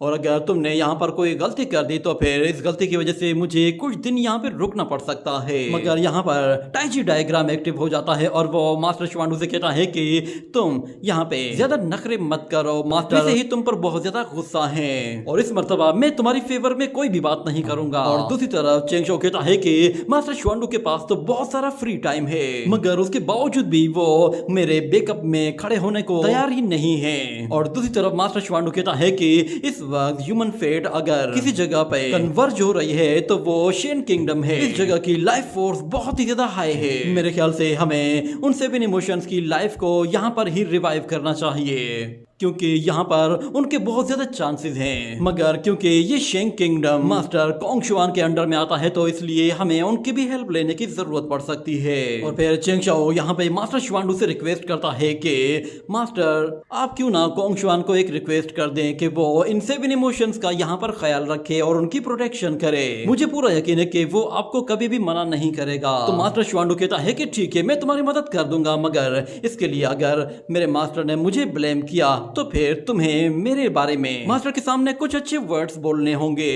जिसके बाद अगले सीन में हमें दोबारा से वैन जिंग यानी कि मॉस्किटो क्वीन को दिखाया जाता है, जो कि शूरा क्लान के कुछ वॉरियर्स के पास आती है। उसे वहां पर देखते ही शूरा क्लान के वॉरियर्स खड़े हो जाते हैं और कहते हैं कि शिफेंग टाओइज्म ने हमसे जिस फेट का वादा किया था वो कहाँ है, और आखिर 6 पाथ ऑफ रीइंकार्नेशन डिस्क को टावर ऑफ रीइंकार्नेशन के साथ किसने कनेक्ट कर दिया है। तो मॉस्किटो क्वीन उन लोगों से कहती है कि तुम्हें घबराने की जरूरत नहीं है, वैसे भी टावर ऑफ रीइंकार्नेशन का मास्टर हमारा ही डिसाइपल है। तुम लोगों ने डीजेंग का नाम सुना ही होगा, जो कि मास्टर जीएन का डिसाइपल था। अब वही टावर ऑफ रीइंकार्नेशन को कंट्रोल करेगा और उसके साथ हम लोग अपनी मर्जी से जब चाहें अब शिफेंग टाओइज्म को और भी ज्यादा सपोर्ट कर सकते हैं। और उसके बाद हम लोगों ने जो शूरा क्लान के साथ वादा किया था उसे हम लोग जरूर पूरा करेंगे, मगर उससे पहले एक मर्तबा टावर ऑफ रीइंकार्नेशन को हमारी फेवर में काम करने दो। एक मर्तबा हमारा लिंशियन माउंटेन बाकी सारे माउंटेन से हाईएस्ट रैंकिंग में आ जाए, उसके बाद सब कुछ आसान हो जाएगा। मगर वो शूरा वॉरियर कहता है कि उस ट्रेजर के बारे में मुझे बताओ, उसका क्या हुआ जिसका मास्टर जुंटी ने हमसे वादा किया था। उन्होंने कहा था कि वो उसे हमें वापस कर देंगे, और ऊपर से हमारी युआन टू स्वॉर्ड वो भी तो हमें वापस चाहिए। हम लोग इन ट्रेजर्स के लिए हाई लेवल के मास्टर्स को डिस्टर्ब नहीं करना चाहते। मगर यहाँ पे मॉस्किटो क्वीन उन लोगों से कहती है कि वो ट्रेजर्स आखिर किस तरह के ट्रेजर्स हैं, तुम लोग मुझे पहले बताओ, फिर उसके बाद ही शायद तुम्हारा काम हो पाएगा। वैसे भी मैं अब 2 सेजेस के अंडर में काम कर रही हूँ और उन लोगों का सारा भरोसा मेरे ऊपर है, इसीलिए तुम लोग अगर मुझे उन ट्रेजर्स के बारे में बताते हो तो फिर मैं तुम्हारे बारे में उन लोगों से जाकर बात करूंगी, और अगर मास्टर्स तुमसे खुश हो जाते हैं तो वो ट्रेजर्स तुम्हें जल्द ही मिल जाएंगे। मगर उस शूरा वॉरियर को मॉस्किटो क्वीन पर यकीन नहीं होता, इसीलिए वो कहता है कि फिलहाल इस बात को यहीं पे ही रहने दो, क्योंकि मास्टर जुंटी ने हमसे वादा किया था तो मुझे यकीन है कि वो खुद से अपना वो ट्रेजर हमें वापस करेंगे। और फिर मॉस्किटो क्वीन उन लोगों से कहती है कि तुम लोगों को ज्यादा डिमांड्स नहीं करनी चाहिए, वैसे भी शूरा क्लान काफी कमजोर पड़ चुका है और तुम लोगों के पास छुपने के लिए भी अब बस थोड़ी सी ही जगहें बची है। ये कहने के बाद वो उन लोगों को कुछ बोतल्स देती है और उनके अंदर क्या होता है इसके बारे में कुछ भी नहीं बताया जाता, मगर मॉस्किटो क्वीन जाते जाते कहती है कि ये थोड़े से ट्रेजर तुम लोगों को मास्टर जुंटी की तरफ से दिए जा रहे हैं। और वो जाते जाते कहती है कि ये न्यूज तो सच में कमाल की है, मुझे वाटर गॉड को इस सब के बारे में जाकर बताना चाहिए। उसके जाने के बाद दूसरी तरफ वो शूरा वॉरियर कहते हैं कि हम लोग अब शिफेंग टाओइज्म पर और ज्यादा भरोसा नहीं कर सकते, हमें जो करना है अब खुद से ही करना होगा। हमें अपना एक बैकअप प्लान बनाकर रखना चाहिए ताकि अगर ये लोग हमारे साथ धोखा करें तो फिर हमारे पास एक सेकंड ऑप्शन मौजूद रहना चाहिए। और यहाँ पे हमें दिखाया जाता है कि शेंग किंगडम में मास्टर शुआंडू के साथ साथ वहाँ पर मास्टर कोंग शुआंग भी आ पहुंचता है और वो दोनों एक दूसरे को अजीब नजरों से देख रहे होते हैं। और मास्टर कोंग शुआंग कहता है कि अच्छा तो तुम लोगों को 7 इमोशंस को रीइंकार्नेट करने के लिए यहाँ पर एक बॉडी चाहिए, मगर वो बॉडी किस तरह की होनी चाहिए? तो मास्टर शुआंडू कहता है मैं इसके बारे में नहीं जानता क्योंकि मैं एक मोर्टल नहीं मैं मोर्टल लव के बारे में जानता हूँ, मगर चेंग शाओ इसके बारे में जरूर जानता होगा। जब वो लोग देखते हैं तो चेंग शाओ अपनी उस क्रेन के साथ वहां पर पहुंचता है तो उस क्रेन की भी हालत खराब हो जाती है क्योंकि वो फिनिक्स बर्ड के साथ बराबर नहीं उड़ सकती। उसकी स्पीड और फिनिक्स बर्ड की स्पीड में काफी ज्यादा फर्क होता है। और यहाँ पर चेंग शाओ उन लोगों को देखता है तो वो भी बिल्कुल हैरान हो जाता है और कहता है क्या तुम लोग मुझसे एक्सपेक्ट कर रहे हो कि मैं तुम लोगों को लव के बारे में बताऊंगा? इतने में अचानक वो प्लेसेंटा स्पिरिट अपने आप ही वहां से चला जाता है और हमें दिखाया जाता है कि वो स्पिरिट प्लेसेंटा अपने आप ही न्यू बॉडी को तलाश करना शुरू कर देता है और उसके लिए वो लोगों के बीच में चला जाता है। और दूसरी तरफ हमें एक लेडी को दिखाया जाता है जो कि खेतों में काम कर रही थी और उसके बच्चे वहां पर खेल रहे थे, मगर जैसे ही एक बच्चा नीचे गिर जाता है और रोना शुरू कर देता है तो उसे चुप कराने के लिए वो लेडी वहां पर आती है और उसे दिलासा देते हुए एक छोटा सा मिट्टी से बना हुआ खिलौना देती है, जिससे वो बच्चा खेलते हुए वहां से खुशी खुशी चला जाता है। और वो स्पिरिट प्लेसेंटा जब ये देखता है तो वो उस लेडी का पीछा करता है। जब वो लेडी एक जगह आकर रुकती है तो वो स्पिरिट प्लेसेंटा उसकी बॉडी के अंदर चला जाता है, जिसकी वजह से वो लेडी बेहोश हो जाती है। मगर जब उसे होश आता है तो वो देखती है कि वो एक अजीब तरह की दुनिया में आ गई है जहाँ पे हर तरफ अजीब सा मंजर है, मगर उसे वहां पर वो स्पिरिट प्लेसेंटा नजर आता है जिस पर वो काफी हैरान होती है। वो स्पिरिट प्लेसेंटा उसके आगे बाउंस करने लगता है और इस तरह रिएक्ट कर रहा होता है कि जैसे वो छोटा सा बच्चा हो। ये देखकर वो लेडी मुस्कुराने लगती है। इसके बाद उस स्पिरिट बॉल के अंदर से एक लेडी की आवाज आती है और वो उस दूसरी लेडी से कहती है क्या तुम हमारे लिए भी इस तरह का एक खिलौना बना सकती हो? तो वो लेडी कहती है कि हाँ क्यों नहीं। ये कहने के साथ वो वहीं पर ही बैठ जाती है, मगर यहाँ पर हम उस स्पिरिट प्लेसेंटा के अंदर से उन इनकारनेशन बॉडीज को अलग अलग होते हुए देखते हैं। ये देखकर वो लेडी बिल्कुल हैरान हो जाती है। वो सारे के सारे अलग अलग तरह के खिलौनों के लिए डिमांड करने लगते हैं और आपस में लड़ना शुरू कर देते हैं, मगर वो लेडी उन लोगों से कहती है तुम लोग बेफिक्र हो जाओ, मैं तुम लोगों के लिए अलग अलग खिलौने बना सकती हूँ। ये सुनकर वो स्पिरिट्स काफी खुश होती हैं और कहती हैं कि तुम बहुत अच्छी हो, क्या तुम हमारी मदर बनना चाहोगी? ये सुनते ही वो लेडी बिल्कुल हक्की बक्की रह जाती है कि ये क्या कह रहे हैं, मगर देखते ही देखते सारी की सारी स्पिरिट उसकी बॉडी में चली जाती है। जिसके बाद जब उसे होश आता है तो वो देखती है कि ऊपर से बहुत ज्यादा एनर्जी उसकी बॉडी में जा रही है, जिसकी वजह से उसका हस्बैंड भी भागते हुए उसके पास आता है। और दूसरी तरफ चेंग शाओ कहता है लगता है कि स्पिरिट प्लेसेंटा ने अपने लिए एक बॉडी चूज कर ली है। वो लोग मास्टर कोंग शुआन से कहते हैं कि आप प्लीज इन लोगों का ख्याल रखिएगा, जिस पर मास्टर कोंग शुआन राजी हो जाता है कि इसकी तुम टेंशन मत लो, अब इसकी गारंटी मेरी है। मगर दूसरी तरफ मास्टर शुआंडू कहता है कि चलो यहाँ पे काम खत्म हुआ, मेरे ख्याल से अब मुझे घर जाना चाहिए। उसे जाता देखकर मास्टर कोंग शुआन काफी उदास हो जाता है और कहता है क्या तुम जा रहे हो? और फिर अगले सीन में हमें दिखाया जाता है कि कोंग शुआन वो शुआंडू के साथ मिलकर चेंग शाओ के घर पे जाता है। वहां पर चेंग शाओ ने पहले से ही वेन जिंग यानी कि मॉस्किटो क्वीन को भी इनवाइट किया हुआ था, तो उसे देखकर कोंग शुआन काफी हैरान होता है और वो कहता है कि मुझे इस कैट से काफी ज्यादा एविल एनर्जी फील हो रही है, पता नहीं ये यहाँ पे क्या कर रही है।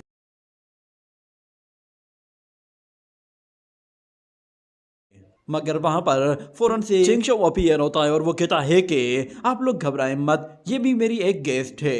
उसे वहां पर देखकर श्वांडू कहता है कि वेंजिंग तो तुम भी यहाँ पर हो। वेंजिंग को और श्वांडू को इस तरह देखकर चेंगशो को बहुत ज्यादा अजीब सा फील होता है और वो कहता है कि तुम लोग यहाँ पर बातें करो, मैं तुम्हारे लिए कुछ बना कर लाता हूँ। ये कहते ही वो फौरन से वहां से चला जाता है और उन लोगों को एक मिरर के जरिए देख रहा होता है कि बाहर क्या चल रहा है। मगर जब वहां पर श्वांडू वेंजिंग से कहता है कि तुम इतनी देर से खामोश क्यों हो, तुम बात क्यों नहीं कर रही, तो फिर मॉस्किटो क्वीन कहती है कि मुझे असल में वाटर गॉड ने मना किया था कि मैं किसी भी अजनबी के सामने आपको कोई भी बात ना बताऊं, इसीलिए मैं बिल्कुल चुप थी। मगर श्वांडू कहता है यहाँ पे कोई भी अजनबी नहीं है, बल्कि कोंग चुआन तो मेरे सबसे बेस्ट फ्रेंड में से एक है, तुम जो भी कहना चाहती हो कह सकती हो। ये बात वेंजिंग को काफी हैरान कर देती है। मगर दूसरी तरफ कोंग चुआन वो उस कैट को बिल्कुल भी पसंद नहीं करता, क्योंकि वो श्वांडू के ज्यादा क्लोज जा रही थी और ये बात कोंग चुआन से हजम नहीं हो रही थी। वो चेंगशो के बारे में कहता है कि आ जाए तो मैं उससे बात करूंगा, आखिर उसने डीमन क्लान के किसी इविल कैट को आखिर इस घर में कैसे जगह दी है। वो कैट कहती है कि तुम भले ही उससे बात करके देख लो, क्योंकि उसने टैकिंग सेज के कहने पर ही अपने पास रखा है। क्या तुम वाकई में टैकिंग सेज के अगेंस्ट जाना चाहोगे? ये बात कोंग चुआन को और भी ज्यादा गुस्सा दिलाती है और वो दोनों ही एक दूसरे को गुस्से से घूर कर देखते हैं। मगर दूसरी तरफ चेंगशो मजे से पॉपकॉर्न खाते हुए ये सारा शो एंजॉय कर रहा होता है और कहता है कि बाप रे क्या गजब का गुस्सा है। मगर जैसे ही यहाँ पे मास्टर श्वांडू वो पलटता है तो वो दोनों ही आपस में लड़ पड़ते हैं और गुत्थम गुत्था हो जाते हैं। मगर जैसे ही श्वांडू पीछे है तो वो दोनों बिल्कुल नॉर्मल हो जाते हैं, जैसे कि उन दोनों के बीच में काफी गहरी दोस्ती है। मगर जब उन दोनों के बीच में फाइट होती है तो कोंग चुआन एक ही हाथ से उस लड़की को निपटा देता है। और फिर अगले सीन में हम लोग देखते हैं कि चेंगशो वो जेड इंपरर के साथ मौजूद होता है और जेड इंपरर को पता चलता है कि शिफेंग टाओइज्म वो अपनी अगली चाल चलने वाला है और वो लोग कुछ ना कुछ ऐसा करने वाले हैं कि जिसकी वजह से वो लोग हमें भी नुकसान पहुंचाएंगे और साथ में खुद को भी ज्यादा स्ट्रॉन्ग बनाएंगे। उन लोगों ने रिबर्थ टावर को ऐसे ही क्रिएट नहीं किया, वो उसके जरिए अपना कोई मिशन कंप्लीट करना चाहते होंगे। और दूसरी तरफ हमें दिखाया जाता है कि जब मास्टर जुंटी वो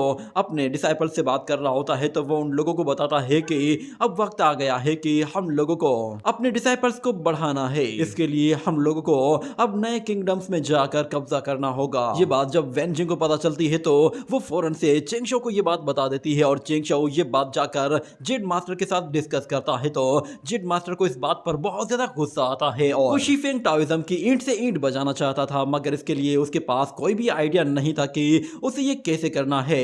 मगर चेंगशो उससे कहता है कि आप बेफिक्र हो जाएं, वो लोग चाहे कुछ भी प्लान कर लें, हम लोग उन्हें उनके मकसद में कामयाब होने ही नहीं देंगे। वो लोग जिसे भी अपने साथ मिलाना चाहते हैं हम लोग पहले से ही जाकर उन्हें अपने हेवनली कोर्ट में शामिल कर लेंगे।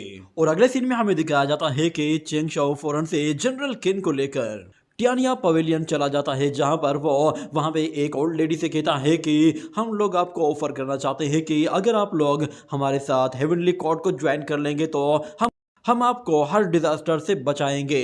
मगर वो लेडी कहती है कि आखिर हमें कब तक बचाओगे, हमें खुद से लड़ना होगा और वैसे भी हमारे पास अपना किंगडम इतना बड़ा है कि हम लोग खुद को खुद प्रोटेक्ट कर सकते हैं और वैसे भी हमारी किसी के साथ कोई दुश्मनी नहीं है, तो फिर कोई हम पर हमला क्यों करेगा। मगर चेंगशो उसे बताता है कि सिर्फ आपका इमोर्टल किंगडम ही ऐसा किंगडम है जो कि किसी की साइड नहीं है और इस वक्त हेवनली कोर्ट और शिफेंग टाओइज्म दोनों ही अपनी ताकत बढ़ाने में लगे हुए हैं और वो आप लोगों पर हमला कर या तो आपके किंगडम पर टेक ओवर करेंगे या फिर आप लोगों को जबरदस्ती अपनी साइड ले जाएंगे।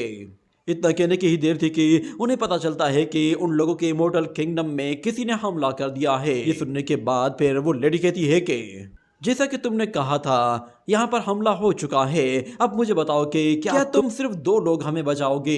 तो चेंगशो कहता है कि नहीं, हम 2 लोग नहीं बल्कि एक ही काफी होगा। हमें दिखाया जाता है कि फिर वो लोग खुद जाने के बजाय वहां पर जो कि अपने उस वेपन के साथ जाता है और उस ओल्ड मैन से कहता है कि लगता है शायद तुम अपनी जिंदगी से तंग आ गए हो जो हमारे इस टियानिया पवेलियन पर हमला करने आए हो। इतना कहने के बाद हमें दिखाया जाता है कि जुआंग वहां पर अपने वेपन के साथ उन लोगों की खटिया खड़ी कर देता है और एक एक को चुन चुन कर मार रहा होता है। अचानक से फिर वहां पर हमें एक और डिसाइपल को दिखाया जाता है जिसका नाम लिu यू होता है और वो जी टाओइज्म का डिसाइपल था। वो भी वहां पर आते ही उन लोगों की मदद करता है और उसे वहां पर देखकर जुआंग हैरान हो जाता है और वो कहता है कि ये बंदा कौन है। मगर लिu यू कहता है कि तुम जरूर हेवनली गॉड से बिलोंग करते होगे, तुम्हारा होलिया देखकर ऐसा लग रहा है कि शायद तुम कोई वाटर गॉड लग रहे हो। मगर तुम्हारे फाइटिंग स्टाइल से ऐसा मालूम हो रहा है कि शायद तुम वाटर गोड नहीं हो। ये देखकर ज़ुआंग भी हैरान हो जाता है कि ये लड़का जानता है कि मैं रियल वाटर गॉड नहीं हूँ। इतना कहने के बाद वो उससे फाइट करने का डिसाइड करता है और कहता है कि चलो देखते हैं क्या इसे मुझसे डर लगता है या नहीं। ये कहने के बाद ज़ुआंग जैसे उस पर हमला करता है तो वो वॉरियर उसके अटैक को बहुत ही आसानी से रोकते हुए उसे एक जोरदार किक मारता है, जिस पर ज़ुआंग को भी गुस्सा आ जाता है और वो दोनों फिर एक दूसरे के साथ भिड़ जाते हैं और उन दोनों के बीच खतरनाक लड़ाई होती है। और अचानक से वहां पर टियानिया पवेलियन की एक लड़की नीचे गिरती है तो दोनों ही उसे बचाने के लिए दौड़ते हैं और लियू यू आगे पहुंच जाता है और वो फौरन से उस लड़की को बाहों में लेकर फौरन से नीचे उतारता है और ज़ुआंग वो एक किलर की गोद में जा गिरता है। यहाँ हमें पता चलता है कि वो दोनों ही बिल्कुल एक ही तरह के लोग होते हैं, यानी कि दोनों ही दिल फेंक आशिक थे। वहां पर अचानक एक किलर आकर लियू यू से कहता है कि तुम कोई बेवकूफ हो जो रात के टाइम पे छाता लिए फिर रहे हो। ये सुनकर लियू यू इतना गुस्से में आता है कि वो अपना छाता खोलता है तो उसके अंदर से इतना खतरनाक पॉइजन रिलीज होता है कि वो वहां पे मौजूद सारे ही लोगों को चुन चुन कर खत्म कर देता है। वो पॉइजन वहां पे मौजूद सारे ही किलर्स की बॉडीज में से सिवाय हड्डियों के सब कुछ खत्म कर देता है। उसकी पावर को देखने के बाद चेंग शो कहता है कि ये जरूर वही इमोर्टल पॉइजन किंग होगा जिसके बारे में कहा जाता है कि ये इतना खतरनाक है कि ये अकेला ही अपने पॉइजन से हजारों लोगों को मार सकता है। और दूसरी तरफ से वो लोग उस लेडी से कह रहे होते हैं कि हमारे पास अभी भी आपके लिए एक ऑफर है, अगर आप हमें ग्रेट डिजास्टर से पहले ही अपना डिसीजन बता दें तो हम लोग आपके डिसीजन को कंसिडर करेंगे और आप लोगों को हेवनली कोर्ट के साथ शामिल कर देंगे, जिसके बाद आप लोगों की प्रोटेक्शन का जिम्मा हमारा होगा। इतने में फिर वहां पर एक लड़की आती है और वो बताती है कि ग्रेट लेडी, हमारे टियानिया पवेलियन में साउथ साइड पर कुछ लोगों ने हमला कर दिया है। और फिर उन्हें एक के बाद इंफॉर्मेशन मिलना शुरू हो जाती है कि हर तरफ से उनके टियानिया पवेलियन पर हमला होने लगा है। जिसके बाद वो लेडी कहती है कि ठीक है, मैं तुम्हारा साथ देने के लिए तैयार हूँ, पर मुझे बताओ कि आखिर तुम लोग मुझे और मेरे टियानिया पवेलियन को कैसे गार्ड करोगे? तुम्हारे पास क्या इतने लोग मौजूद हैं? तो फिर चेंग शाओ फौरन से जाओ गोंगमिंग, हुआन लोंग, इमोर्टल टाई और बाकी सारे लोगों को भी बुला लेता है, जो कि अलग अलग लोकेशंस पर जाकर उन डीमंस और शिफेंग टाओइज्म के डिसाइपल्स की छुट्टी करना शुरू कर देते हैं। और कुछ ही देर के अंदर वो लोग हर तरफ से सफाया करके सारे ही लोगों को निपटा देते हैं, जिसकी वजह से टियानिया पवेलियन पूरी से सिक्योर हो जाता है। और एक एग्रीमेंट लेटर उस लेडी को देता है, जिसके बाद वो लेडी उसमें अपना साइन करते हुए खुद को और अपने टियानिया पवेलियन को इमोर्टल अलायंस का हिस्सा बना देती है ताकि इमोर्टल अलायंस उन लोगों की हेल्प कर सके। और चेंग शाओ उस लेडी से कहता है कि कल हम लोग इमोर्टल अलायंस की एक समिट बुला रहे हैं और आप लोगों को वहां पर जरूर आना है। अगले सीन में हमें दिखाया जाता है कि हर तरह के लोग वहां पर आना शुरू हो जाते हैं जो कि चेंग शाओ के साथ अलायंस बनाने वाले थे। और वो ग्रेट इमोर्टल अलायंस काफी ज्यादा स्ट्रॉन्ग था क्योंकि उसमें हर तरह के किंगडम के लोग शामिल थे। उसमें मोर्टल्स, इमोर्टल्स और सेलेस्टियल बीइंग्स भी थे। चेंग शाओ उन सब लोगों के सामने एक स्पीच करता है और उन लोगों को बताता है कि हमारा ये ग्रेट अलायंस बनाने का मकसद सिर्फ और सिर्फ पीस को मेंटेन करना है ताकि कोई भी किसी के भी अगेंस्ट एक्शन ना ले सके। अगर कभी भी कोई भी सेक्ट किसी भी किंगडम पर हमला करता है तो पूरा का पूरा इमोर्टल अलायंस उसकी मदद करेगा। सब लोग उसकी बात पर एग्री हो जाते हैं और इतने में वहां पर रानडेंग और शू बोदी वो दोनों पहुंच जाते हैं। उन्हें वहां पर देखकर सब लोग अपना मुंह खराब करते हैं क्योंकि उन लोगों को देखते ही सब लोगों को गुस्सा आने लगता है। अगर चेंग शाओ उन लोगों को मना करता है कि तुम लोग थोड़ा सा रिलैक्स हो जाओ, मैं इन लोगों को खुद से हैंडल करूंगा। शू पोती वहां पर आते ही अपने शिफेंग टाओइज्म की अच्छाइयां बयान करना शुरू कर देता है, जिस पर वहां बैठे हुए लोग उसका मजाक उड़ाने लगते हैं, मगर वो लोग इतना धीमे बोलते हैं कि शू बोदी को कोई आवाज नहीं सुनाई देती। और रानडेंग वो भी शू बोदी का ही साथ दे रहा होता है, जिसके बाद चेंग शाओ वो शू बोदी को बात करने नहीं देता और खुद से रानडेंग से बात करता है। तो शू बोदी कहता है तुम बार बार मेरी बात को बीच में काट क्यों रहे हो? तो फिर चेंग शाओ उसे बताता है कि वो तुम ही लोग हो जिन लोगों ने 4C एरिया में उस बीस्ट को 4C आई से रिलीज किया था। तुम लोगों की उस हरकत की वजह से 4C में कितनी ज्यादा तबाही मची थी और कितने लोग मारे गए थे, यहाँ तक कि जेड एम्परर ने खुद से अपनी सारी मेरिट पावर को यूज करके उस बीस्ट को दोबारा से सील करने की कोशिश की थी। यहाँ तक कि उसने अपनी जान को दांव पर लगा दिया था। और यहाँ पर वो रानडेंग से कहता है कि मैं तुम्हें इस अलायंस का लीडर बनाना चाहता हूँ, तुम ही आज से इस अलायंस को लीड करोगे, क्योंकि मैं जानता हूँ तुम हमेशा से वे ऑफ हेवन को ही चुनते हो। ये बात उन लोगों को हैरान कर देती है और वो लोग चेंग चाओ से कहते हैं कि क्या तुम्हारा दिमाग खराब हो गया है, तुम ये कैसी बातें कर रहे हो। मगर चेंग चाओ अपने दोस्तों से कहता है तुम लोग बेफिक्र हो जाओ, मैं बिल्कुल तैयारी करके आया हूँ। और यहाँ पर रांडिंग वो मौका मिलते ही फौरन से उस पोजीशन को एक्सेप्ट कर लेता है और उस अलायंस का लीडर बन जाता है। और शुभोदी से कहता है कि ठीक है, तुम जो बात करना चाहते हो कर सकते हो। तो शुभोदी वो फौरन से अपने सेक्ट की अच्छाइयां बयान करता है और लोगों को समझाने की कोशिश करता है कि जो कुछ भी हुआ है उसमें उसके सेक्ट का कोई लेना देना नहीं है, बल्कि उसका सेक्ट तो हमेशा से राइट पाथ को ही चुनता है और वे ऑफ हेवन को फॉलो करता है। मगर यहाँ पर चेंग चाओ बातों ही बातों में उसे पकड़ लेता है और कहता है कि तुम ही वो लोग हो ह्यूमंस के लिए डिजास्टर्स क्रिएट करते हो। तो शुभोदी बीच में बात करने की कोशिश करता है तो वहां पर जाओ गोंगमिंग अपने ब्लू जेट पर्ल से उसे रोक लेता है और कहता है कि तुम्हारी बारी में चेंग चाओ ने बीच में बात नहीं की थी, तो तुम भी अब चुपचाप सुनो। तो यहाँ पर चेंग चाओ शिफेंग टाओइज्म के सारे करतूत सब लोगों के सामने बयान करता है, जिसके बाद सब लोगों को पता चल जाता है कि शिफेंग टाओइज्म ही है जो कि सारे फसाद की जड़ है। ये सुनकर शुभोदी कहता है कि तुम लोगों ने जो कुछ भी किया है इसके लिए तुम लोगों को पछताना पड़ेगा। मेरे पास तुम्हारे लिए एक बहुत ही अच्छा गिफ्ट है। ये कहने के बाद हमें दिखाया जाता है कि एक पोर्टल के जरिए उन लोगों को बहुत सारे डीमंस निकलते हुए दिखाई देते हैं, जिस पर वहां पे मौजूद सारे ही लोग हैरान हो जाते हैं कि अचानक से ये इतने सारे डीमंस यहाँ पर कब से अपीयर होने लगे। मगर हमें दिखाया जाता है वहां पर बहुत सारे ड्रैगन्स भी अपीयर होते हैं जो कि उन डीमंस को चुन चुन कर मारना शुरू कर देते हैं। और वहां पर आओ ये आकर कहता है कि हेवनली कोर्ट और मोर्टल वर्ल्ड में जो भी डीमंस अटैक कर रहे थे, हम लोगों ने अपने ट्रूप्स भेजकर उन लोगों को फौरन से ठिकाने लगा दिया है। ये सुनकर शुभोदी को भी एक झटका लगता है, मगर यहाँ पर चेंग चाओ कहता है कि मेरे पास तुम्हारे लिए एक और गिफ्ट भी है।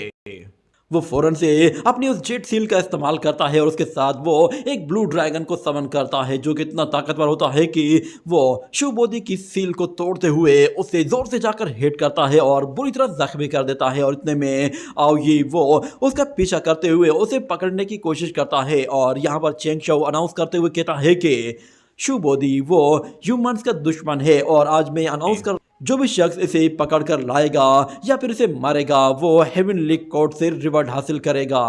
यहाँ पर चेंग चाओ उसके अरेस्ट वारंट भी निकाल देता है। और यहाँ पर आओ ये जब वो शुभोदी को मारने ही वाला होता है तो अचानक से वहां पर एक गोल्डन बर्ड आता है जो कि शुभोदी को बचाते ही फौरन से वहां से दूर ले जाता है, जिस पर आओ ये भी हैरान हो जाता है कि ये क्या था।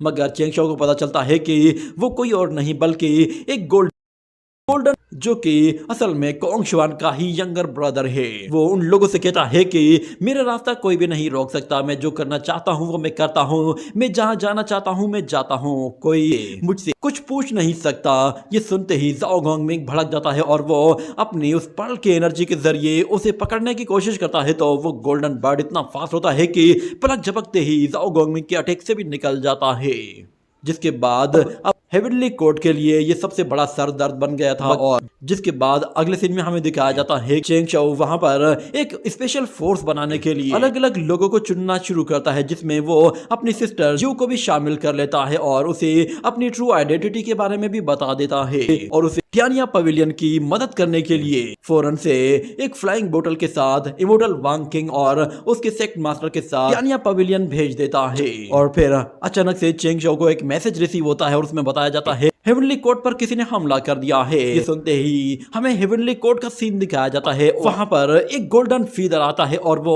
उस गेट के अंदर जाते ही जोर से एक दीवार पर जा टकराता है और हमें वहां पर उस गोल्डन बर्ड यानी के कोंग शुआन के थर्ड ब्रदर का स्केच दिखाया जाता है। वो उन लोगों को चैलेंज करते हुए कहता है कि कल मैं इसी टाइम पे आकर हेवन में एंटर करूंगा और मैं वापस से भी अपनी मर्जी से ही जाऊंगा। तुम लोग कुछ भी करना चाहते हो तो करके दिखाओ, कोई भी मेरा रास्ता नहीं रोक पाएगा। मैं अपनी मर्जी से आऊंगा और अपनी मर्जी से ही जाऊंगा। मैं देखता हूं कि मुझे हेवनली कोर्ट के ग्वानहान पैलेस में एंटर होने से कौन रोक सकता है।